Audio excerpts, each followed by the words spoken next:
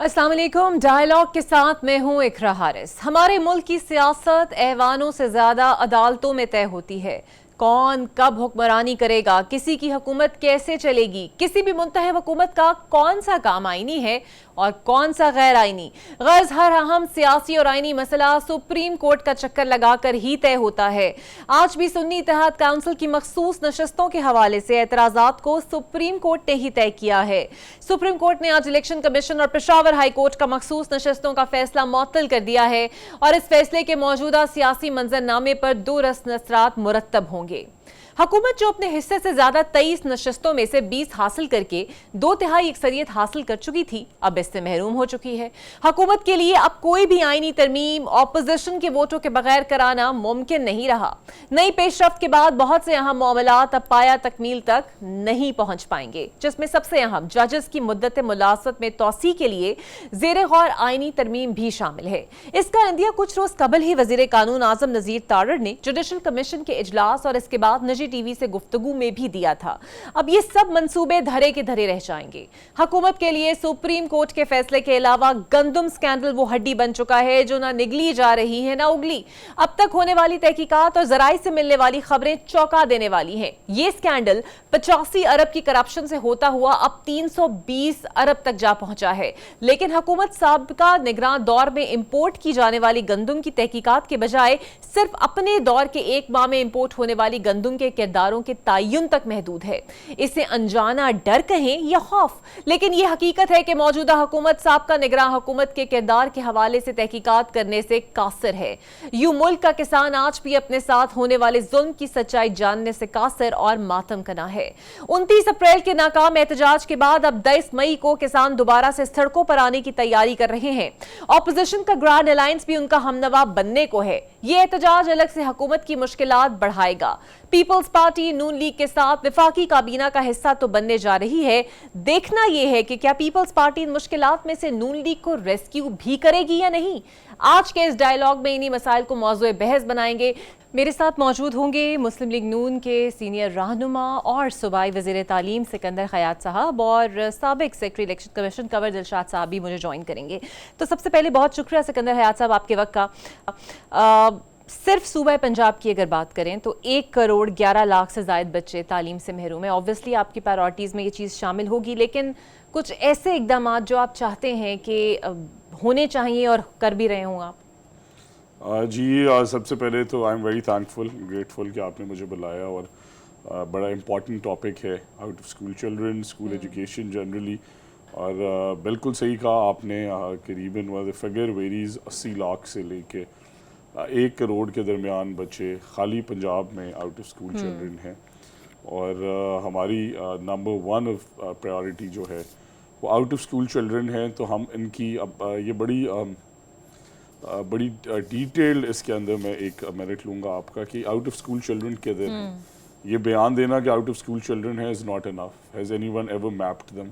वो urban slums में हैं, वो रूरल एरियाज़ में हैं, उन्हें कैसे स्कूल के अंदर लेके आना है। तो दुनिया में डिफरेंट मॉडल्स हैं एक्सेस के, उन्हें लाने के, उन्हें इंसेंटिवाइज करने के। तो I would through public TV like to tell कि मैं पाकिस्तान और पंजाब के खसूसन अवाम को और पेरेंट्स को ये बताना चाहता हूँ कि पहली दफ़ा पंजाब की हिस्ट्री में अल्हम्दुलिल्लाह हमने ये प्लान बनाया कि हम हर आने वाले 5 सालों में करीबन 1 मिलियन बच्चे, 10 लाख बच्चे सरकारी स्कूलों में इनरोल करेंगे। और उससे हम 50 लाख बच्चे अगर इनरोल करने हैं तो तकरीबन 60 to 65% out of school children जहाँ पे हम आज खड़े हैं वो एड्रेस हो जाएंगे। तो इस साल अल्हम्दुलिल्लाह we are at 1.2 million kids. ठीक है। और ये सारे ऑलमोस्ट इनमें से 70% की नादरा वेरिफिकेशन हो चुकी है। तो एक भी फिगर इसमें गलत नहीं है। और ये सिर्फ ऑनरेबल चीफ मिनिस्टर की कांस्टेंट ओवरसाइट, उनका इंटरेस्ट और उनकी तालीम दोस्त पॉलिसियाँ, ये अनप्रेसिडेंटेड है। पिछले साल पेफ में 3 लाख बच्चे इनरोल हुए, इस साल 5 लाख। पिछले साल पीमा के अंदर जो अमाउंट आई बच्चों की इनरोलमेंट की वो भी ऑलमोस्ट डबल हुई। इसी तरह स्कूल एजुकेशन डिपार्टमेंट इटसेल्फ जो हमारा SCD है उनका टारगेट भी 5 लाख था, बट आज हम करीबन 6 लाख बच्चों पे खड़े हैं। तो अगर हम 12 से 13 लाख बच्चे हर साल स्कूल्स में लाते हैं तो they will be only 10-15% of the बच्चे जो बचेंगे out of school children, but उन्हें मैप कर रहे हैं short term long term policy लाके कि उन्हें हम कैसे स्कूल में लेके आएँ। उसके अंदर एक बड़ा मेजर इनिशिएटिव जो है वो स्कूल मील प्रोग्राम, जो ऑनरेबल चीफ मिनिस्टर के दिल के बड़ा करीब है कि मेल न्यूट्रिशन बड़ा प्रॉब्लम है। बच्चे की मैक्सिमम ग्रोथ पहले 1500 दिन में होती है, विच इज़ अबाउट 5-6 ईयर्स, और उसकी मेंटल ग्रोथ भी, फिजिकल ग्रोथ भी, बच्चा भूखा स्कूल जाए, कंसंट्रेशन स्पैन क्या होगा। बिल्कुल ठीक तो है। इसलिए हम उनको रिटेन करने के अभी इंसेंटिव्स लेके आ रहे हैं ताकि बच्चे स्कूल आए भी, पर उनका रिटेंशन मेजर इशू है ठीक है। कि ड्रॉप आउट्स ना हो, वो एटलीस्ट अपनी मेट्रिकुलेशन और एफए तक पढ़ें और क्वालिटी की एजुकेशन। बिल्कुल सही, एक अच्छा इकदाम है। अब थोड़ा सा सियासत की जानिब भी आएंगे और मज़ीद आपसे इसी वाले से मैं बात भी करना चाहूँगी। अच्छा कंवर दिलशाद साहब, मखसूस नशस्तों का सराज केस का फैसला आया है और सुप्रीम कोर्ट ने पेशावर हाई कोर्ट और इलेक्शन कमीशन का फैसला मुअत्तल किया है, क्या असरात हो सकते हैं इसके सर? पूरा सिस्टम जो है वो मुअत्तल हो जाएगा, क्योंकि सुप्रीम कोर्ट ऑफ पाकिस्तान ने के जो ऑनरेबल जज हैं, वो सीनियर तरीन जज हैं, उन्होंने इलेक्शन कमीशन पाकिस्तान के फैसले को भी मुस्तरद कर दिया और इसके साथ साथ उन्होंने पेशावर हाई कोर्ट के 5 रुकनी जज को के फैसले को मुअत्तल किया। उन्होंने इलेक्शन कमीशन पर सवाल किया कि ये इलेक्शन कमीशन पाकिस्तान के पास कौन से इख्तियारात थे जब उन्होंने 4 मार्च को बंदर बाट कर दी और तमाम सीटें जो हैं वो उन्हें तकसीम कर दी, किस कानून और आइन के तहत की है। ये बहुत बड़ा सवाल किया उन्होंने इलेक्शन कमीशन पर और उस पर अटॉर्नी जनरल खामोश हो गया। तो हम इस लिहाज से इलेक्शन कमीशन का डीजी को कोशिश की कन्विंस करने की, देखो कन्विंस नहीं कर सके, लेकिन बहुत अहम फैसला है। उसके साथ साथ ये होगा सुप्रीम कोर्ट ऑफ पाकिस्तान का कि उन्होंने अब ये 3 जून डेट मुकर्रर कर दी और साथ ये हुक्म जारी किया कि जिन ख्वातीन को या मिनॉरिटी सीटें जो हासिल कर बैठे हैं वो कौमी असम्बली या सूबाई असम्बली में बाकायदा शिरकत तो करें, लेकिन वोट कास्ट नहीं कर सकते। इसका मतलब है कि उनको भी, उनकी भी जो नशिस्तें हैं वो भी बाद नजर में सस्पेंड हो गई हैं। अब ये फैसला जो है वो 3 जून को आएगा और अटॉर्नी जनरल की दरखास्त पर लार्जर बेंच का फैसला कर लिया, तो लार्जर बेंच में ये सारी बातें सामने आ जाएगी। लेकिन सुप्रीम कोर्ट का जो माइंड सेट था वो आज सामने आ गया है। तो उन्होंने बता दिया कि ये फैसला जो है ये दुरुस्त नहीं था इलेक्शन कमीशन पाकिस्तान का, और लेकिन हम हमेशा इलेक्शन कमीशन की सपोर्ट करते रहे और हमने ये कहा कि सेक्शन 104 के तहत इलेक्शन कमीशन के पाकिस्तान के पास इख्तियारात हैं। लेकिन सबसे बड़ी अहम बात ये कि सुप्रीम कोर्ट ने ये कहा यानी इलेक्शन कमीशन पाकिस्तान आइन की और कानून की तशरीह करने का मिजाज नहीं है। तो ये तो बात सामने आ गई है। अब ये इसका असर क्या पड़ेगा? असर ये पड़ेगा, ये सीटें हैं 78, ये बहुत बड़ी सीटें हैं, 78 सीटें। अब 78 की सीटों में से जो कोटा बनेगा तो सारी 78 सीटें तो नहीं मिलनी, उसमें तकरीबन कोई 30-40 सीटें जो हैं वो हासिल करने में कामयाब हो जाएंगे अपने कोटा सिस्टम के तहत। लेकिन इसका असर जो पड़ेगा आज के फैसले का, जो इलेक्शन ट्रिब्यूनल में 80 सीटों को चैलेंज किया हुआ है, कौमी असम्बली और सूबाई असम्बली, ठीक है, उसके आप समझते हैं वो वाले फैसले पे असर होगा। ठीक है, बिल्कुल सही। सारा सेटअप जो है वो जिसके बारे पर गहरा असर पड़ेगा बिल्कुल सही आपके 3 जून के बाद। ठीक है। अच्छा सिकंदर हयात साहब, एक जानिब आप जानते हैं कि तहरीक इंसाफ या उसे कहा जाए सुन्नी इत्तेहाद काउंसिल जो है और बानी पीटीआई कतराते नहीं हैं सुप्रीम कोर्ट के जजेस के हवाले से रिमार्क्स पास करते हुए, बल्कि ये 1-2 दिन पहले की बात है जब बानी पीटीआई ने ये कहा कि जस्टिस काजी फाइज ईसा तहरीक इंसाफ के खिलाफ बी टीम बने हुए हैं और उनके खिलाफ खेल रहे हैं, लेकिन आज तो उनके हक में फैसला आया है। तो ये जो पॉलिसी है कि फैसले भी आ रहे हैं लेकिन तनकीद भी ये कर रहे हैं, ये किस तरह कब तक चलेगी? मैं सही जी थोड़ा सा उस कॉन्टेक्स्ट में लेके जाना चाहूँगा कि ये वही जस्टिस काजी फाइज ईसा हैं जिन्होंने इस बलूचिस्तान हाई कोर्ट में बड़ी कमाल जजमेंट्स दी, और जब वो सुप्रीम कोर्ट में आए तो जो उनके साथ और मोहतरमा सरीना ईसा साहिबा के साथ किया गया और जिन्होंने करवाया उनके अंदर वही प्रेसिडेंट आरिफ अलवी साहब, वही इमरान खान साहब, वही फैज़ हमीद साहब, और फिर आज आपने ये देखें उस फुल कोर्ट के अंदर, because this is a matter सब जुडिस टू द कोर्ट, तो मैं इतना ज़्यादा कमेंट नहीं करना चाहूँगा, बट मैं लाइक यू सेड कि उनकी इम्पार्शियलिटी इससे ऑब्वियसली वो खान साहब का स्टांस बिल्कुल it is being turn down, क्योंकि उन्होंने जो डिसीजन दिया इसमें इलेक्शन कमीशन की जुरिस्डिक्शन ऑफ कोर्स मैटर करती है, बिकॉज जब आप इलेक्शन लड़ते हैं, मैं एक इलेक्शन प्रोसेस के थ्रू आए हूँ, तो फिर उसी इलेक्शन प्रोसेस में मैं रीकाउंट की एप्लीकेशन इलेक्शन कमीशन को देता हूँ। उसमें अपने से रिलेटेड मसाइल जो हैं, जिस तरह अभी कमर दिलशाद साहब ने कहा कि अगर 30-40 अपील्स इलेक्शन ट्रिब्यूनल में भी चल रही हैं और फिर ये डिसीजन आ गया, तो उसमें हाई कोर्ट भी एक बहुत बड़ी जुरिस्डिक्शन है, उसका डिसीजन कहाँ स्टैंड करता है। बट बिकॉज अब फुल कोर्ट बन गया है और इसमें ये जो आपने मेरे से सवाल किया, ये तो बड़ा क्लियरली एविडेंट हो गया कि इमरान खान साहब का वो स्टांस की ये बी टीम है वो टर्न डाउन हो गया। उन्होंने फ़ाइज़ ईसा साहब के साथ जो ज़्यादतियाँ की उसे मद्देनज़र रखते हुए मेरा ख्याल ये है कि जो आज का डिसीजन है उसके बाद शायद इस नैरेटिव को किल हो जाना चाहिए कि जुडिशरी उनकी बी टीम बनी हुई है। बट इस पे मैं ये ज़रूर कहूँगा कि इस अनसर्टेनिटी से कि वो पार्लियामेंट के मेंबर भी रहें बट वो वोट कास्ट नहीं कर सकते, तो आपने एक ऐसे लिम्बो की सिचुएशन क्रिएट कर दी है कि जिसमें कॉन्स्टिट्यूशनल क्राइसिस भी राइज कर सकता है। तो इससे जल्द से जल्द सॉर्ट आउट होना चाहिए। बड़ा बिल्कुल सही। और अच्छा, ये जो बात आप कर रहे हैं कंवर साहब, आप अभी एक्सप्लेन भी कर रहे थे और फिर सिकंदर साहब ने भी इस पर रोशनी डाली। अब आज ये तो तय हो गया कि मुख्तलिफ जमातों को उनके हिस्सों से ज़्यादा नशस्तें नहीं मिल सकती, लेकिन सर इन इजाफी नशस्तों को लेकर पहले सदारती और फिर बाद में सेनेट चेयरमैन का भी इंतखाब हुआ। क्या मुस्तकबिल में ये फैसला इन दोनों इंतखाबात पर भी असरअंदाज हो सकता है? ये इस दफा जो हमारा जो इलेक्शन हुआ ना 8 फरवरी 2024 में, ये बहुत अनोखा इलेक्शन था। ये बहुत अजीब बड़ी मंतकी बड़ी जबरदस्त बातें होती रही, आइन की तशरीह भी होती रही, आइन इंटरप्रिटेशन भी होता रहा। कभी इंट्रा पार्टी इलेक्शन का मामले आ गया, कहीं इंतखाबी निशान के बारे में सवाल उठने शुरू हो गए। फिर इसके बाद बेशुमार इंटरनेशनल मीडिया ने भी इसको उठाया। इसके बाद जो ऑब्जर्वर्स आए उनके भी तहफ़्फ़ुज़ात थे। इवन जो था प्रेसिडेंट ऑफ अमेरिका बाइडेन ने भी शहबाज शरीफ साहब को वैसे तो खैर सगाली की बात कर दी, लेकिन मुबारकबाद नहीं दी। तो ये सारी चीजें तो हमारे सामने पेश हो रही थी। लेकिन अब जो मामला ये हुआ कि ये जो ख्वातीन की नशिस्तों के बारे में इलेक्शन कमीशन का पॉइंट ऑफ व्यू दुरुस्त है हमारी नजर में, लेकिन चूंकि सुप्रीम कोर्ट पाकिस्तान ने कहा कि आइन की खिलाफ वर्जी हुई है, वो उनका अपना पॉइंट ऑफ व्यू दुरुस्त है। वो ठीक है, हमें सुप्रीम कोर्ट पाकिस्तान की तरफ जाना चाहिए, लेकिन असल तौर पर ये देखेंगे कि इसका फैसला क्या होगा। ये जब से 6 जजों ने जो सुप्रीम कोर्ट अपना बाकायदा सुप्रीम जुडिशल काउंसिल के सरबराह को खत लिख दिया कि हमारे यहाँ मदाखलत हो रही है, ये सारे उसका माइंडसेट चेंज हो गया।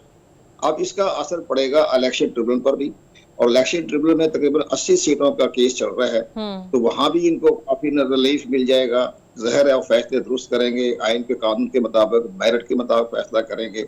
तो ये अब ये हमें नजर ये आ रहा है कि 15 जून के बाद अब बजट इजलास शुरू हो जाएगा। बजट इजलास में तो कोई गड़बड़ नहीं हो सकती, स्मूथली बजट पास हो जाएगा। लेकिन इसके बाद बड़े बड़े तासरात ये आएंगे कि तहरीक इंसाफ के हमायत याफ्ता अरकान जो है वो कौमी असम्बली की सबसे बड़ी सिंगल मेजॉरिटी पार्टी बन जाएगी का दावा। बिल्कुल ये सवाल जो आपने अभी उठाया है नुक्ता, मैं राना साहब से पूछना चाहूंगी कि सर जो फैसला आज आया है उस पर 2/3 अक्सरियत तो आप लोगों ने हासिल की, तो फिलहाल तो अपेरेंटली वो कहेंगे कि वो खत्म हो गई। तो इस पर आपका क्या स्टैंड है? और फिर कुछ जजेस के हवाले से नून लीग भी तरमीम करना चाह रही थी, तो अब वो करेगी, कुछ ऐसा लाएमल है पाइपलाइन में? जी, मैं सबसे पहले तो देखें जो जजेस के लाएमल पे आपने डिस्कस किया, इस पे एक पूरा फोरम बना हुआ है जिसमें हर किसी की रिप्रेजेंटेशन है, और उसमें सारी गवर्नमेंट्स की भी रिप्रेजेंटेशन है, बाज़ की भी रिप्रेजेंटेशन है। और ये क्योंकि एक लीगल मैटर है तो उसमें हर कोई अपनी राय देता है और कंसेंसस से डिसीजंस होते हैं। तो वो रिफॉर्म्स बाहर का वो फोरम जिस तरह बेहतर समझेगा वो रिफॉर्म्स ज़रूर करने चाहिए, और उसमें पॉजिटिव रिफॉर्म्स करने चाहिए इंगेज करके, क्योंकि ये भी बहरहाल इग्नोर नहीं किया जा सकता कि इंसाफ का हसूल बहुत मुश्किल है।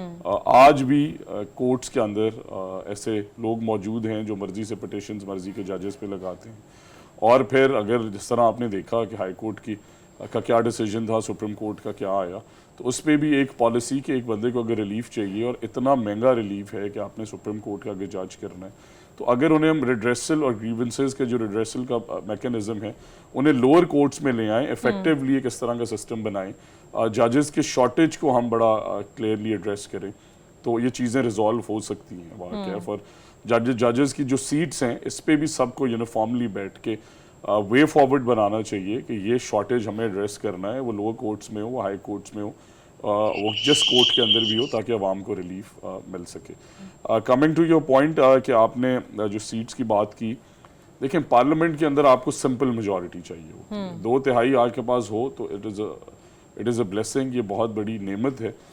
बट बाहर क्या है, गवर्नमेंट रन करने के लिए, डे टू डे अफेयर्स के लिए, बिल्स के लिए, बजट्स के लिए जो सिंगल मेजॉरिटी चाहिए, उससे कहीं ज़्यादा नंबर जो है वो इत्तेहादी जमातों के पास मौजूद है। और मैं यहाँ पे ये रेफ़र करना चाहूँगा केस 2008 में ये प्रेसिडेंट भी मियाँ नवाज शरीफ साहब ने सेट किया कि जब केपी में गवर्नमेंट बनाई जा सकती थी, मौलाना फजलुर रहमान साहब बड़े एडमेंट थे कि हमें बनानी चाहिए, मेंबर्स आने को तैयार थे, बट मियाँ साहब ने पीटीआई को चांस दिया, तरीके इंसाफ को चांस दिया। तब ये अलग बात है कि 1 रुपए कर्जा ना होने वाला केपी सूबा आज हज़ारों अरब रुपए के कर्जे के अंदर है, जो इन्फॉर्मेशन मेरे पास है उसके मुताबिक। और वो जो है मियाँ साहब ने रिस्पेक्ट किया, तो वो single largest party close to making government नहीं है, उनके पास बड़ी वाज़ह कमी है नंबर्स की। और मियाँ शहबाज शरीफ साहब ने इनवाइट किया था तहरीक इंसाफ को या सुन्नी इत्तेहाद काउंसिल को कि आप गवर्नमेंट फॉर्म करें, बाहर क्या है वो नंबर्स नहीं दिखा सके, तो 2/3 अगर नंबर कोई कम हो भी जाता है तो उसमें गवर्नमेंट को कोई इशू नहीं होना चाहिए स्मूथ रनिंग में। बट मेरा एज पाकिस्तानी, एज नौजवान, ये मेरा ख्वाब है और मेरी ये ख्वाहिश है कि सब लोगों को मिल के एक वे फॉरवर्ड बनाना चाहिए। इस तरह के तालीम में बच्चे सबके हर पार्टी के पढ़ते हैं, इकोनॉमिक्स भी ऐसे ही है, डिफेंस मैटर्स भी ऐसे ही हैं। तो प्लीज़ सारे ऑनरेबल सीनियर पार्टी मेंबर्स जो हैं हर जमात के, वो बैठे हैं और गलत और सही को सही कहना तो मुश्किल नहीं मसला ये ना, वो बट उसका वे फॉरवर्ड बनाएं। बानी पीटीआई तो कहते हैं वो 3 जमातों के साथ नहीं बैठेंगे और सबके साथ बैठेंगे। राना साहब, आपके लिए मैं एक सवाल आपसे रखना चाहूंगी, लेकिन पहले सुन लेते हैं। असद उमर साहब ने एक प्रोग्राम के इंटरव्यू में कुछ कहा है, पहले सुनते हैं और फिर मैं आपसे सवाल करती हूँ। एज आई सेड कि मेरे पास, मैं उनका कोई टैक्स अकाउंटेंट नहीं हूं, मैं कोई लॉयर नहीं हूं, तो मैं लीगैलिटी पे तो नहीं कर सकता कमेंट, लेकिन ये मैं जरूर कह सकता हूं कि इमरान खान की अगर सियासत मुख्तलिफ हो जाए तो ये लीगल केसेस भी फिर आपको नजर नहीं आएंगे। सियासत सर किस तरह की मुख्तलिफ होनी चाहिए जो ये इशारा कर रहे हैं? बातचीत कर लेनी चाहिए तीनों जमातों से जिसका वो इनकार कर रहे हैं? मेरे तो ख्याल में शायद मैं थोड़ा सा फिर उस सफ़र से शुरू करूंगा, बिकॉज मेरी कॉन्स्टिट्यूंसी के लोगों ने सफ़र किया। 2018 में जो इलेक्शन हुआ उसमें NA 134, मैं कैटेगोरिकली बता रहा हूँ, उसमें 1,26,400 वोट लेने के बावजूद हमें वो नेशनल असम्बली की सीट 200 वोट से हरा दी गई। 15,000 वोट रिजेक्ट हुए, आज इन्हें 6-8 हज़ार वोट्स पे एतराज़ है। किधर गया वो फैज़ाबाद के धरने में, क्या हुआ? किधर गए वो पाशा साहब जिन्होंने ये सारी तहरीक चलाई? तहरीक इंसाफ किसने बनाई? कौन वो एम्पायर थे जिनकी उंगली इमरान खान साहब कहते थे कि खड़ी हो जाएगी? कौन से वो जुडिशल सिस्टम के अंदर लोग थे जिन्होंने फिर वो फैसले दिए जिस पे आज खान साहब को एतराज़ हो रहे हैं, हालांकि इम्पार्शियल फैसले भी आ रहे हैं, और उसकी जिम्मेदारी का तयन क्यों नहीं हुआ? और इसी तरह मेरा ये बड़ा क्लियर पॉइंट ऑफ व्यू है कि डेमोक्रेटिक प्रोसेस को डेमोक्रेटिकली ही चलना चाहिए, बट काश ये चीज़ें तब सोच ली जाती जब राना सनाउल्लाह साहब पे मंशात की FIR दी गई, तब सोच ली जाती जब हमारी सारी कैबिनेट को, हमारी ऑनरेबल चीफ मिनिस्टर को 16 महीने, शहबाज शरीफ साहब को कई महीने, बल्कि साल से ऊपर, इसी तरह हमजा शहबाज शरीफ साहब को, मियाँ नवाज शरीफ साहब को, मैं इन्हें क्योंकि बड़ा क्लोजली IB कुलसूम, अल्लाह ताला उनकी मगफरत करे, उन्हें देखा तो अब माएँ सबके घरों में होती, तब यही ट्रोलर्स लिखते थे कि ये बीमारी झूठी है, ये बहाना झूठा है। तो बार कैफ उन्हें ज़िंदगी की कुर्बानी देनी पड़ी, वक्त तो मुकर्रर है, बट वो एक बड़ा तकलीफ दे लम्हा था। तो उन सब का अजाला तो आज नहीं हो सकता, बट वो वक्त याद कराना चाहता हूँ कि जब इन्होंने ये सारे जुल्म किए, जिनके साथ मिलके किए, वो भी कौम जानती है, और उस वक्त को शायद हमें उससे सीखना चाहिए। झुटलाया बार कैफ बिल्कुल नहीं जा सकता। बिल्कुल सही। अच्छा सर, एक आखिरी सवाल गंदम के हवाले से, हर एक के ज़बान ज़द आम है ये गंदम स्कैंडल। आज मियाँ नवाज शरीफ साहब ने भी इजलास की सदारत की, क्या वजह क्या है कि क्यों अब तक खरीदारी नहीं हो रही? कोई डंग टपाओ पॉलिसी चल रही है या कोई वाकई हकायक पर मबनी फैसले हुए हैं इसको लेकर? देखिए जी, मैं खुद एक फार्मर हूँ और मैं हर फोरम पे इंक्लूडिंग पंजाब असम्बली और कैबिनेट, और क्योंकि हमें ये लिबर्टी है कि हम हर चीज़ को ओपनली डिस्कस करते हैं, अपना point of view across the table रखते हैं, तो मेरा तो इसमें यही पॉइंट ऑफ व्यू है कि 3900 पे हमें ख़रीदारी करनी चाहिए थी, बट वो उसमें हर्डल्स क्या हैं जिस पे ये कमेटी बनी। आप ये सोचें कि एक मुल्क जिसके अंदर वाफिर स्टॉक मौजूद है, गवर्नमेंट के पास, प्रोविंशियल गवर्नमेंट्स और पास्को के पास मौजूद है, कीमतें गंदम की और आटे की डाउनवर्ड ट्रेंड पे हैं, तो किसने ये पॉलिसी बनाई कि अनलिमिटेड व्हीट इंपोर्ट करें? किसने इजाज़त दी? और फिर आपको ये पता है कि मौसमी हालात को देखते हुए पिछले साल भी बम्पर क्रॉप हुई, इस साल भी बम्पर क्रॉप की प्रेडिक्शन है, तो क्या उन लोगों से नहीं पूछना चाहिए? एक मुल्क जो पहले ही फिस्कल प्रॉब्लम्स में फंसा हुआ है और क्लोज टू $1 बिलियन स्पेंड कर दिए गए उस गंदम की खरीदारी पे, वो कौन लोग थे? वो गंदम किधर गई? वो किसने इंपोर्ट की इजाज़त दी? बट इसमें मेरा एज ए फार्मर, बिकॉज मैंने तो खुद गंदम लगाई होती है और इसमें बाकैफ हमारा लॉस हो रहा है। इसमें देखें, जब गंदम का रेट 3900 रुपये था सरकारी तौर पे अनाउंस्ड और मार्केट में 4300 हो गया, तो तब तो जिम्मेदारों के घरों से जाके गंदम निकाली गई। जब खाद पे बात करते हैं तो रेट सरकारी क्या है और खाद मिलती किस रेट पे है? तो क्या कॉस्ट ऑफ इनपुट्स कम कर दिए गए? अगर 200-400 रुपए रेट कम करना भी है या अगर मार्केट उस लेवल पे आ गई है तो खुदारा कॉस्ट ऑफ इनपुट्स पे, कॉस्ट ऑफ, ये बहुत बड़ा केस है। So do you think FIA को फिर इन्वॉल्व करना चाहिए, फिर किसी तहकीकाती इदारे को इन्वॉल्व करें इसके अंदर और हकायक सामने मेरी भी as a farmer, not as minister, मैं प्राइम मिनिस्टर साहब के पास परसों इंशाल्लाह जा रहा हूँ फॉर अ मीटिंग, और मैंने यही रिक्वेस्ट करूंगा कि इससे हमने बेंचमार्क बनाना है। ठीक है, आगे देखें, वीट जब इंपोर्ट होती है तो कहा जाता है, एक रैशनल होता है कि 5-10 लाख मिलियन टन की शॉर्टेज है, मंगा लें, कोटा मुकर्रर करें इंपोर्ट एक्सपोर्ट के ऊपर। कोटा ही मुकर्रर नहीं किया गया, लातादाद नोटिफिकेशन निकाल के जितनी मर्जी मंगाएं और उसे मंगा के फिर मार्केट में फ्लोट कर दिया गया, जबकि आपकी गंदम बाकी मुल्कों से बहुत बेहतर है और आज का आपका किसान सफर कर रहा है। तो इंशाल्लाह मुझे उम्मीद है कि मियां नवाज शरीफ साहब ने आज जो मीटिंग ली है इस पे अच्छे रिजल्ट सामने आए। बिल्कुल जी, उम्मीद करते हैं और होना भी चाहिए, क्योंकि किसान का इस्तेसाल किसी भी सूरत नहीं होना चाहिए। बहुत शुक्रिया राना साहब आपका, बहुत शुक्रिया कंवर दिलशाद साहब आपका। एक ब्रेक लेते हैं नाज़रीन और हम एक ब्रेक के बाद वेलकम बैक। और अब मेरे साथ मौजूद होंगी तहरीक इंसाफ की सीनियर रहनुमा कवल शोजब साहिबा और सीनियर सहाफ़ी और तज्ज़ियाकार एजाज सैयद साहब। बहुत शुक्रिया कवल आपका। सबसे पहले मैं आपकी जानिब आऊंगी। आज सुन्नी इत्तेहाद काउंसिल का फैसला आपके हक में आया है, कैसे देखती हैं इस फैसले को? आप समझती हैं इस केस के अख्ताम तक मखसूस नशस्तों का फैसला आपके हक में आएगा? बिस्मिल्लाहिर्रहमानिर्रहीम, थैंक यू वेरी मच।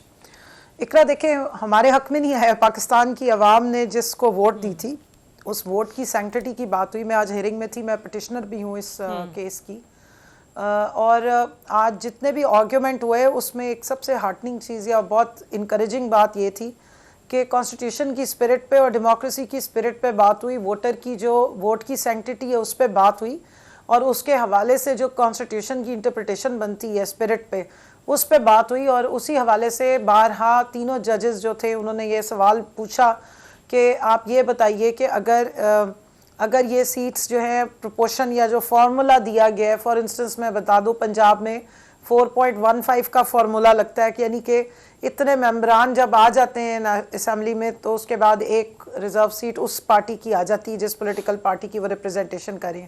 तो उसके मुताबिक उन्होंने कहा कि अगर आप 6 पार्टियों की सीटें ऑलरेडी दे चुके थे और इंडिपेंडेंट्स ने SIC को ज्वाइन कर लिया था, PTI के जो लोग थे, तो फिर उसके बाद उनकी जो रिप्रेजेंटेशन थी क्या आइन के मुताबिक वो किसी और में दोबारा से बांटी जा सकती है क्या इन सीटों पे? यानी कि जितना उनको प्रोपोर्शन ऑफ रिप्रेजेंटेशन की सवाल हो रहा था कि जितनी उनको रिप्रेजेंटेशन मिली है असेंबली में क्या उसी के प्रोपोर्शन पे वो सीट्स ले रहे हैं या उससे अलग भी है कोई? तो आइन ऐसे मामलात पे कहीं भी ऐसा कोई, ना आइन में ऐसी कोई शिक है ना इलेक्शन एक्ट में ऐसी कोई शिक है। तो इसी बेस के ऊपर जो है वो जो पेशावर हाई कोर्ट का फैसला था और इलेक्शन कमीशन ने जो नोटिफिकेशन जारी किया था 4 मार्च को, उसको सस्पेंड कर दिया गया और 3 जून की डेट डाल दी गई। और ये अब जो केस है ये 5 मेंबर बेंच सुप्रीम कोर्ट का मुतबिर वो इसकी हेयरिंग करेगा। और मुझे पूरी उम्मीद है कि पाकिस्तान की जो 52% आबादी खवातीन की है उनकी हकीकी रिप्रेजेंटेशन होगी इस सारी आईनी बहस के बाद, इस कानूनी बहस के बाद। बिल्कुल ठीक है। अच्छा, तो मैं समझती हूँ कि बहुत बेहतर हुआ और उससे हम उससे इनकरेज हुए हैं कि अच्छा, कवल एक बात बताइएगा, तशवीश थी। बिल्कुल सही, एक खुशी का तो इजहार जारी बात है आपकी जमात की जानिब से भी, लेकिन कुछ ही दिन पहले इसी अदालत पर चढ़ाई भी हुई और बानी PTI ने यह भी कहा कि चीफ जस्टिस जो हैं वो B टीम बने हुए हैं तहरीक इंसाफ के खिलाफ। तो जब कोई B टीम बन जाए तो फिर उससे फैसला आ जाए तो फिर यकीन आ जाता है कि फैसला इंसाफ पर मबनी है या फिर अभी भी कोई डाउट्स बाकी हैं? देखिए, अदालतों पे हमने कभी भी चढ़ाई नहीं की है, तो ये चीज़ आप इसको डिफरेंस कर लें। और चीफ जस्टिस साहब को अगर वो एक बंदा कंट्रोवर्शियल हो जाते हैं या उनके कोई फैसले कंट्रोवर्शियल आते हैं तो फैसलों के ऊपर बात करना या उस पर तनकीद करने का हक हासिल है आईनी हिसाब से। जब आपने फैसला दे दिया या वो इस तरह का कंडक्ट करें, फॉर इंस्टेंस के रावलपिंडी के कमिश्नर थे, उन्होंने एक सवाल उठाया था और बहुत बड़ा उन्होंने एक जो है वो आके बयान दिया था। उन्होंने कहा कि जितनी भी 8 फरवरी को इलेक्शन हुआ उसके बाद जो धांधली हुई है उसकी सहूलतकारी हुई है इलेक्शन कमीशन की तरफ से, और चीफ जस्टिस का उन्होंने नाम लिया। तो ऐसे मामलात को जो है वो मेरा ख्याल है कि ब्रश ऑफ करने की बजाय या कारपेट के अंडर करने की बजाय अगर उस पर इंक्वायरी हो जाए, जुडिशल कमीशन या जुडिशल इंक्वायरी के लिए टीम्स बना दी जाएं और फौरी तौर पे वो रिपोर्ट्स पब्लिक की जाएं, तो इदारों का या जैसे अदालतों का जो वक़ार है वो बुलंद होता है, लोगों का कॉन्फिडेंस बहाल होता है। सो इसलिए ये मामलात को मेरा नहीं ख्याल है कि अदालत पे किसी किस्म की चढ़ाई की बात हो रही है, लेकिन अगर एक जज साहब या एक चीफ जस्टिस साहब के मामलात इस तरह के हों तो फिर जाहिर है जो साइल है या जो इफेक्टी है वो तो कंप्लेंट करेगा। लेकिन हमने कभी भी अदालतों पे ना चढ़ाई की है और ना हम अदालत के जो तकरीम है या आईनी जो मामलात हैं उससे बाहर निकलने की कोशिश करते हैं। इमरान खान साहब पे 200 प्लस केसेस थे, सारे उन्होंने इन्हीं अदालतों में कंटेस्ट किए और अब इस वक्त वो 4 जो रह गए केसेस वो भी इन्हीं अदालतों पे कंटेस्ट। लेकिन ये बयान खुद बानी पीटीआई ने दिया था। मुझे मौका दीजिएगा, एजाज साहब मेरे साथ मौजूद है। एजाज साहब, एक अहम फैसला जो सुप्रीम कोर्ट से आया, आप समझते हैं तहरीक इंसाफ के लिए एक ठंडी हवा का झोंका साबित होगा और हुकूमत वक्त के लिए मुश्किलात अब बढ़ेंगी इससे? जी, जो आज अदालत का जहन सामने नजर आया है वो तो वाज़े तौर पे लग रहा है कि अदालत जो आइन में विल ऑफ द पीपल का कॉन्सेप्ट दिया गया है, अदालत उसके ऊपर जाना चाहती है, निटी ग्रिटी के ऊपर नहीं जाना चाहती। अब अगर अदालत विल ऑफ द पीपल के ऊपर जाना चाहती है तो वो तो ज़ाहिरी तौर पे वो तो बड़ा क्लियर है कि पाकिस्तान तहरीक इंसाफ को उसका बेनिफिट मिलेगा। और अगर उसकी निटी ग्रिटी में जाएंगे तो फिर क्वेश्चन हो सकते हैं, लेकिन अपेरेंटली लग ये रहा है कि अदालत जो है वो निटी ग्रिटी में नहीं जाएगी, स्पिरिट ऑफ द कॉन्स्टिट्यूशन के ऊपर जाएगी। लेकिन एट द सेम टाइम ये भी एक बड़ा प्रॉब्लम है हमारी सारी सियासी जमातों में, पीटीआई में जरा ज्यादा इसलिए कि इनकी एक गालिम गलोच ब्रिगेड भी है कि जब भी कोई भी अदारा जहां पर इन्होंने इंसाफ लेना हो, जाना हो, उस अदारे के जजेस को या तो ये धमकियां देते हैं या उसके ऊपर ट्रोलिंग करते हैं। जो इंस्टीट्यूशंस की सैंक्टिटी है अनफॉर्चुनेटली हमारी सारी सियासी जमातों ने तोड़ी है, और अदलिया को तो कहीं का भी रहने नहीं दिया। अदलिया ने बहुत सारे, मैं समझता हूँ कि आज के दौर में जितनी रेजिस्ट अदलिया ने किया है उतना किसी ने नहीं किया, किसी सियासी जमात ने नहीं किया। सारी सियासी जमातें जो हैं वो जिसे कहते हैं कंप्रोमाइज्ड है। किसी भी सियासी जमात का नाम ले, पीटीआई का नाम ले, नून लीग का नाम ले, पीपल्स पार्टी का नाम ले, जिस इंस्टीट्यूशन ने रेजिस्ट किया है वो अदलिया है। लेकिन प्रॉब्लम पीटीआई की ये है कि ये ऑब्जेक्टिव चीजों को नहीं देखते, ये सब्जेक्टिव देखते हैं कि हमारे हक का आ गया तो सबसे बेहतर और हमारे हक का नहीं आया तो सबसे बुरा। बिल्कुल ठीक है। अच्छा कंवल साहिबा, आप समझते हैं कि यही मसला है, एस्टैब्लिशमेंट से मुज़ाकरात की ख्वाहिश लेकिन सियासतदानों से मुज़ाकरात से इनकार, ये दोहरा मयार और फिर फैसलों के अंदर भी पिक एंड चूज? जो मामलात चल रहे हैं मिलिट्री कोर्ट्स में ह्यूमन राइट्स की वायलेशन करते हुए कारकुनान को जो है वो रखा गया है, 1 साल हो गया है पूरा, और ट्रायल्स जिस तरीके से किए गए हैं मेरा ख्याल है कि कोई भी समझदार लोग उसको कभी भी आईनी नहीं कह सकते। उसके बाद जिस तरह की इल्ज़ाम तराशियां हुई 9 मई की मद में, जिस तरीके से सारों को टारगेट किया जाए, उसके हकाइक को सामने लाया जाए, जुडिशल कमीशन बनाए जाए, प्रॉपर इंक्वायरीज की जाए, सीसीटीवी फुटेजेस सामने लाई जाए, तो जिसका जो कसूर बनता है वो जरूर दे, बगैर पनिशमेंट्स लें। और अब चूंकि 9 मई को 1 साल भी होने वाला है, 1 साल हो रहा है ना, और हमने कभी भी एंटी स्टेट ना हरकतें की हैं। हमने आइन और कानून के बीच में इसके हदूदों कयूद को फॉलो करते हुए हमेशा पीसफुल प्रोटेस्ट की, जमहूरियत की बात की है।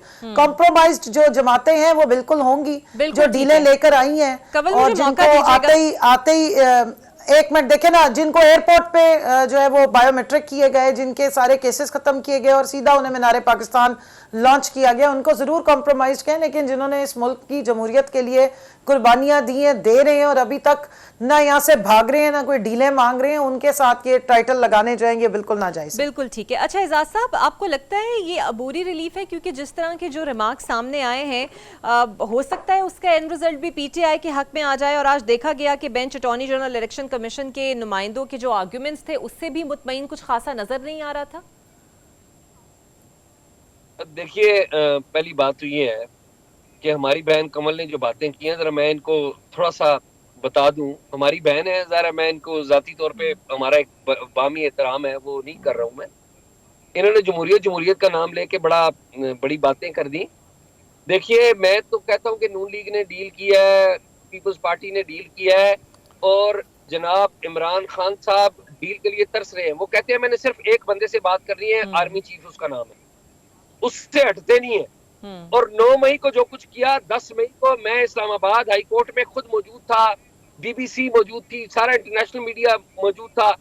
वहां पर जब हमने कहा कि ये जो अटैक किया गया मिलिट्री इंस्टॉलेशंस के ऊपर, ये ठीक हुआ, खान साहब ने कैमरों के ऊपर 11 मई को भी और 9 मई को भी 10 मई को भी इन्होंने कहा कि नहीं नहीं वो तो रिएक्शन था और बिल्कुल ठीक हुआ।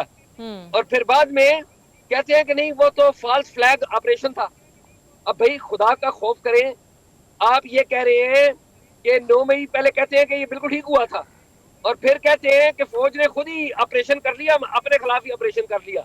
यानी कि फौज अपने बंदों के ऊपर और अपनी इंस्टॉलेशंस पे खुद अटैक कर रही है। बहुत सारी ऑडियो लीक्स भी आई, मैं उसकी डिटेल में नहीं जाना चाहता।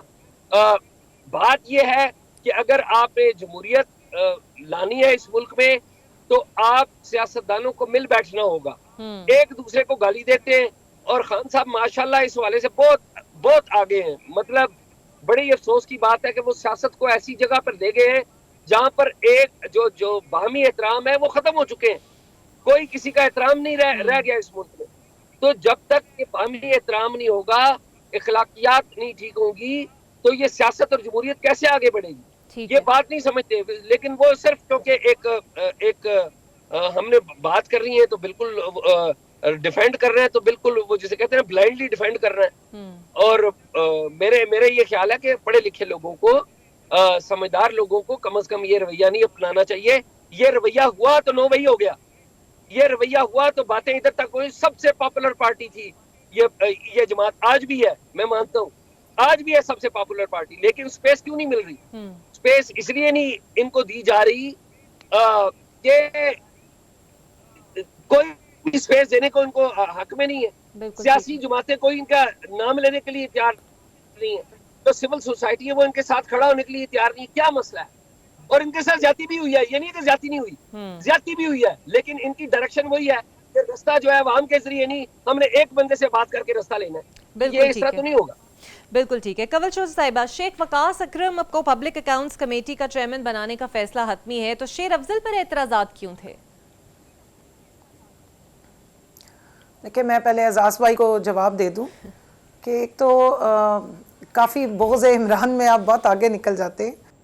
पढ़े लिखे लोग जमहूरियत का रट्टा नहीं लगा रहे हैं, जमहूरियत के लिए बाकायदा जो है वो कुर्बानियाँ दे रहे हैं। बाकी जो खान साहब की आप बात कर रहे हैं, 9 तारीख को इस्लामाबाद हाई कोर्ट से उठाए गए थे, तो 12 तारीख को इस्लामाबाद वो सुप्रीम कोर्ट में ही पेश हुए हैं, बीच में फिर वो कहीं पेश नहीं किए गए थे।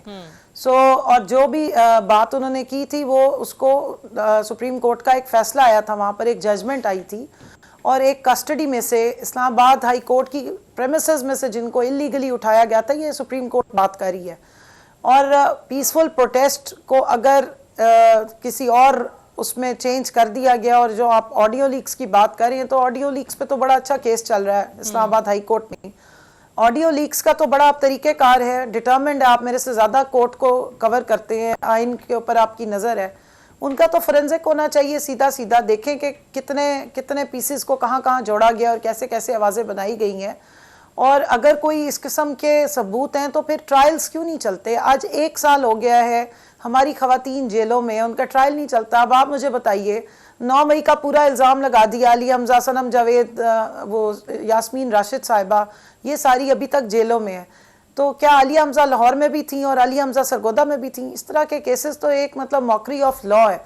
और 10-10 हज़ार लोग जो है वो पूरे साल से जेलों में पड़े हुए हैं, उनके ट्रायल नहीं किए जा रहे। तो सौतेली माओं की तरह अगर हमारे साथ रियासत सलूक करेगी, अपनी आवाम को इस तरह रगड़ा देगी, तो उससे कोई अच्छाई की और या कोई मोहब्बत तो नहीं फिर बढ़ती ना। और इसका नुकसान किसको हो रहा है? इसका नुकसान इस पूरे मुल्क को हो रहा है। दूसरी बात, जहाँ तक खान साहब की आपने बात की, खान साहब ने हमेशा खवातीन की और जो है वो उनकी इज्जत की, बिलो द बेल्ट नहीं वो जाते। बिलो द बेल्ट अगर आपने सुननी है तो नवाज शरीफ साहब की तकरीरें उठाए बेनज़ीर साहिबा के अगेंस्ट। जो माहौल अगर ख़राब हुआ, गालम गलोच ब्रिगेड आगे आई, तो आप भी उस उम्र में हैं कि आपने बिल्कुल अपने होशो हवास में 90s की पूरी सियासत देखी होगी, इवन बाद की सियासत भी देखी होगी। तो सियासतदानों ने जब मुकमुका कर करके और एक दूसरे के पेट फाड़ के जो सड़कों पे घसीटने वाले स्टेटमेंट्स देने के बाद जब वो इकट्ठे हुए तो लोगों पे से उनका फिर ट्रस्ट खत्म हो गया ना। लोगों ने कहा कि पहले एक दूसरे के दस्तों गिरबान थे और अब मुकमुका करें।